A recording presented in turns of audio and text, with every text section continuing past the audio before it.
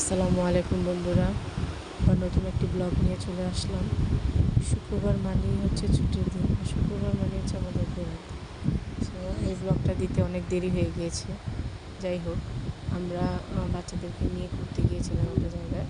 সেটা হচ্ছে আমাদের বাড়ির পাশেই, এটাকে বলে, এলাকাটার নাম হচ্ছে বাইক দিয়া বাজার। তো ওখানে একটা মহিলা খুব মজার চাপটি তৈরি করে।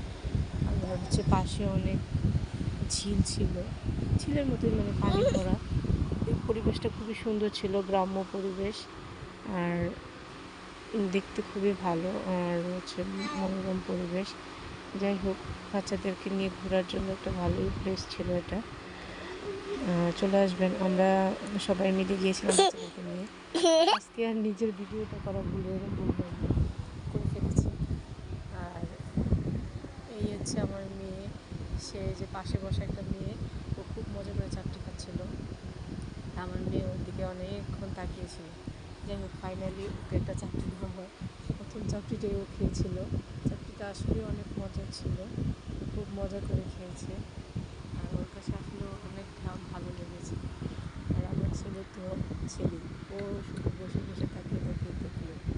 যাই হোক, মহিলার রান্নাটা খুবই টেস্ট ছিল, আর টেস্ট হবেই না কেন, মাটির চুলা বলতে একটা কথা আছে না, মাটির চুলার স্বাদ, খাবারের স্বাদ অন্যরকম।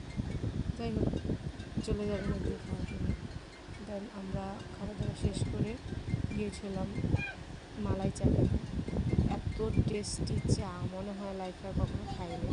এই যে বলে না যে মাটির চুলার স্বাদই অন্যরকম, চুলাতে যেমন টেস্ট তেমনই আবার হচ্ছে খাঁটি গরুর দুধ। আমরা চাটা খেয়েছিলাম, খুবই মজা লাগছিল। বাইরে আবার বৃষ্টি পড়তেছিল, অনেক টেস্ট ছিল। ফাইনালি চা খাওয়ার পর আমাদের ঘোরাঘুরি শেষ। আর আমার মেয়ে তো মেয়ে, ও এত দুষ্ট করতেছিল। যাই হোক, সবাই ভালো থাকবেন। ছোট্ট ছোট্ট আনন্দ, ছোট্ট ছোট্ট খুশি, এমন জীবনটা বড় ভালোবাসি। ছোট্ট ছোট্ট আনন্দ, ছোট্ট ছোট্ট খুশি, এমন জীবনটা বড় ভালোবাসি। সেই সুর ছন্দে, খুশির আনন্দে, এসো না প্রাণ খুলে হাসি। এসো না প্রাণ খুলে হাসি।